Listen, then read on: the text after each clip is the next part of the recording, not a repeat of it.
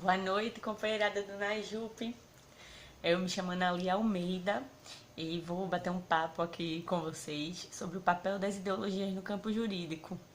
Quero primeiro agradecer a oportunidade.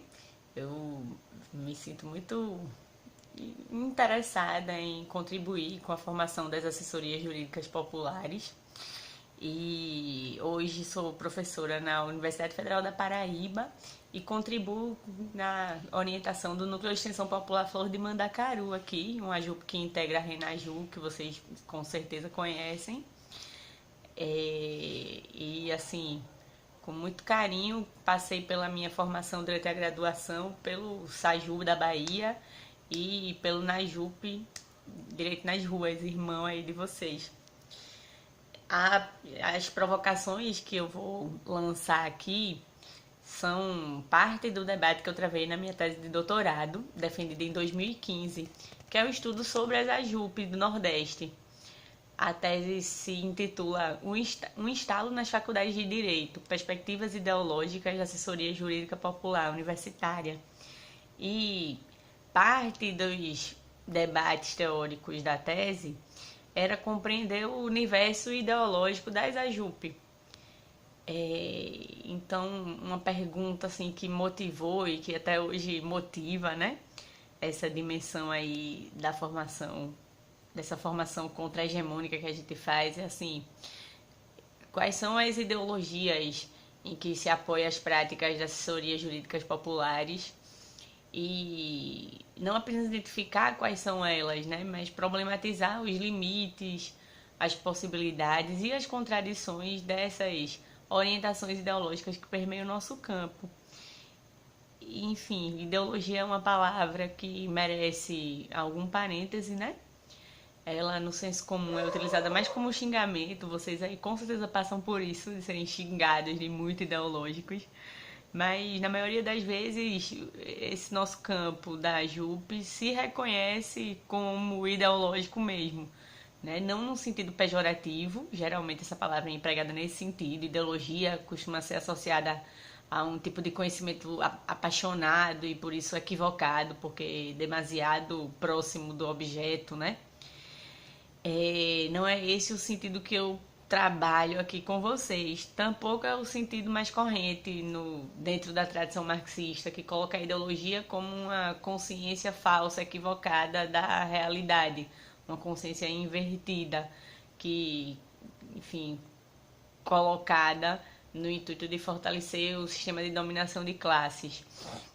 Esse é o sentido clássico difundido de certas interpretações hegemônicas da ideologia alemã, a obra de onde esse debate se inaugura, do Marx e do Engels.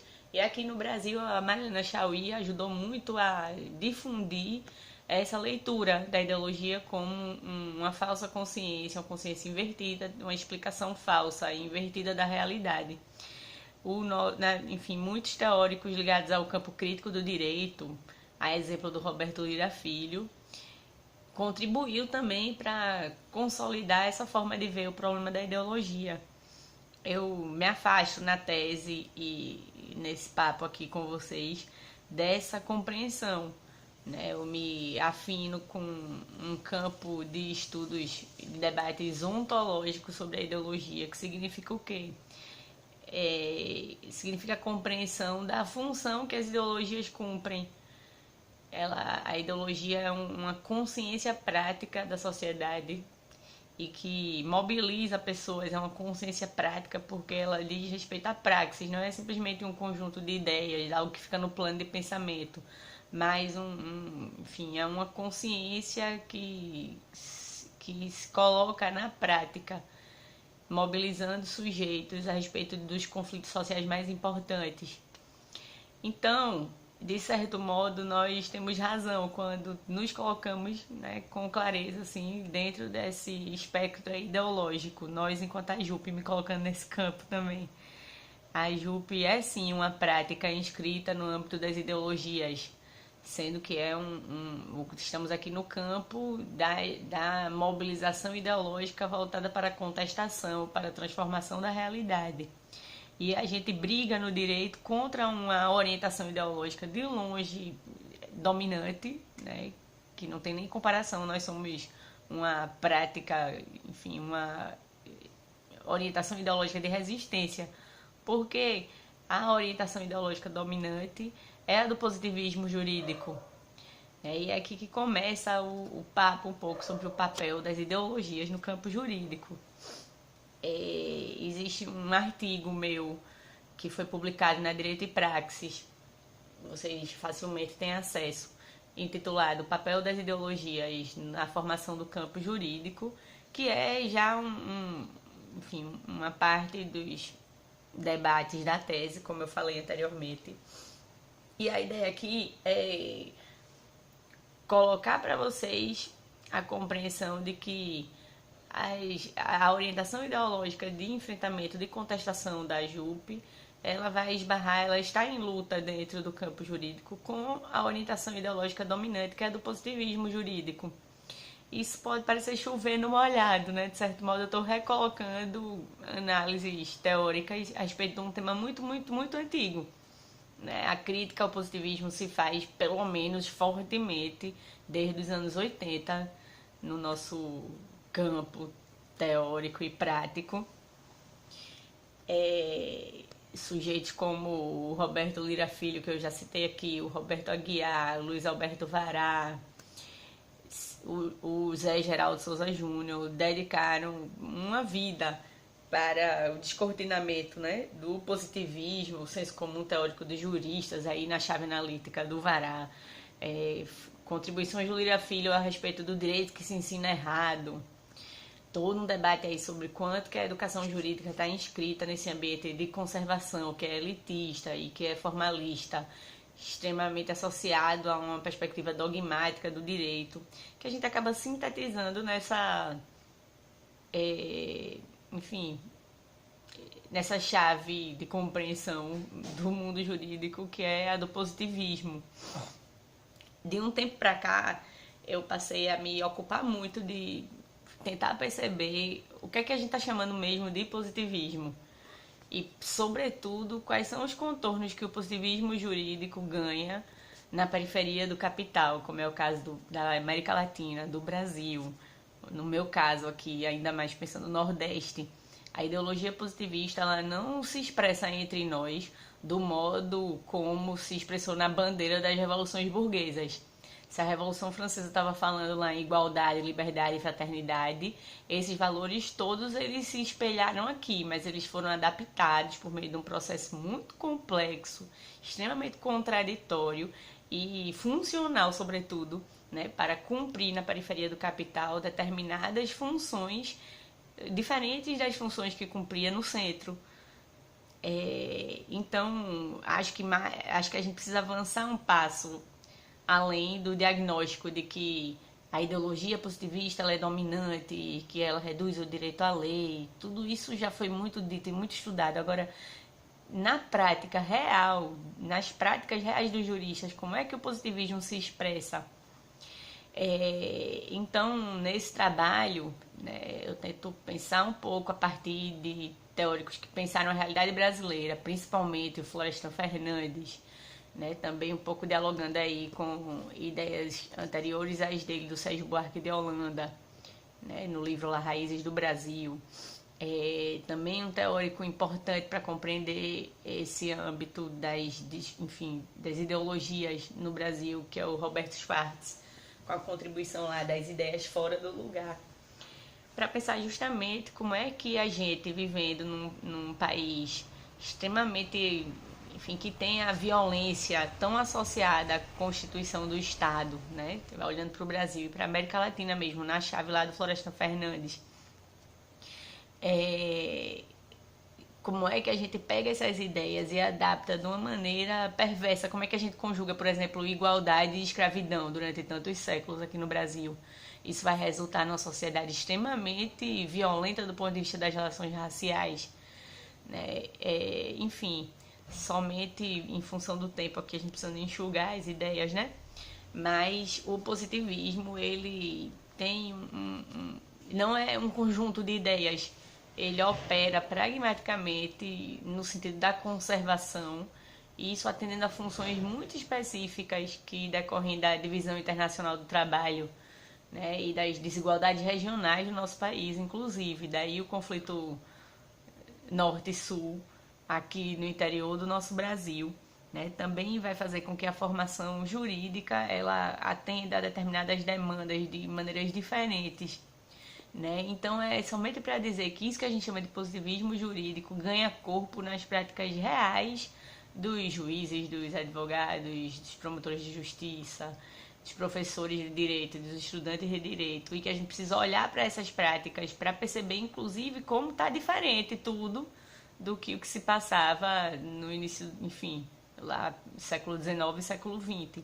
Hoje a gente tem, por exemplo, as expansões da faculdade privada e uma enorme competitividade voltada aí para o exame da prova da OAB, para a vida dos concurseiros, né? Que é algo também com enfim, a era do governo do PT ampliou muito o funcionalismo público, então isso criou todo um nicho de mercado em volta dos concursos públicos e que nos toca, nós do direito, de uma maneira muito peculiar e vai aprofundar em um caráter mais tecnicista, mais pragmático da nossa formação, mas que, enfim, continuando a reproduzir o gosto pela retórica, o gosto desenfreado pela retórica, uma formação absolutamente elitizada, burocratizada. Então, todas essas nuances a gente precisa estar atento para como elas se expressam hoje e atendendo a quais funções. De outro lado, e em luta contra essa maneira de ser do nosso campo, surge a assessoria jurídica popular, né? Uma prática de enfrentamento, mas que é um enfrentamento também, enfim, de muitas possibilidades, apesar de sermos poucos, né? Nós costumamos incomodar muito porque toda orientação ideológica que se movimenta contrário às ideologias dominantes, elas sofrem enormes retaliações, né? Então, apesar da nossa posição marginal, nós causamos um tremendo incômodo, mas nós precisamos ficar atentos também e refletir sempre, fazer sempre uma autocrítica sobre como determinados aspectos do que a gente identifica como positivismo jurídico dessa formação dominante pode também nos alcançar.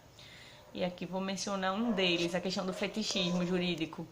Né? Se a gente reclama muito que existe uma tendência dos juristas tradicionais comuns de reduzir o direito à lei e de achar que o direito é um âmbito muito autônomo dos demais âmbitos da vida social e de ter uma crença mesmo nessa autonomia, independência do direito. De certo modo, a gente reproduz ao nosso modo um tipo de fetichismo meio crítico, né? Fetichismo crítico, que também vai ter enormes expectativas com a legislação. É claro que ele vai num sentido ligeiramente diferente, mas nós da assessoria jurídica popular também temos uma tendência ao encantamento com o direito, a achar que o direito vai resolver. Isso está aí juntinho da crença de que um dia o direito pode ser justo em algum lugar da história. Pode haver um direito finalmente emancipatório, como muitos de nós costumam difundir, né? Enfim, muitos teóricos nossos, críticos do direito, respeitadíssimos, como Lira Filho, como Zé Geraldo, um grande camarada Zé Geraldo. E que, a meu ver, a gente precisa ter muito cuidado com essa crença, porque ela tende a alocar as nossas esperanças demasiadamente dentro do campo jurídico, esquecendo que as lutas estão lá do lado de fora. E que a gente precisa apoiar essas lutas que estão lá do lado de fora, estejam elas sendo mais imediatamente ou menos imediatamente mediadas pelo âmbito jurídico.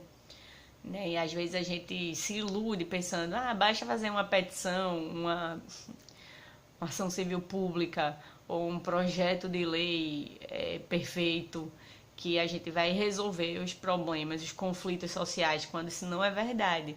O direito, ele enfim, não é o carro-chefe que está à frente, no comando, dando a direção dessas lutas.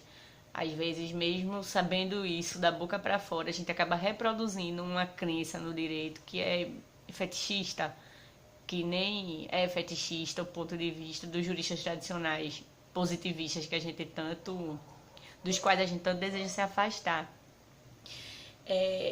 Então, em síntese, né, perceber que as orientações ideológicas do campo jurídico elas se confrontam, né? Existe uma que é absolutamente dominante e tenta nos engolir a todos.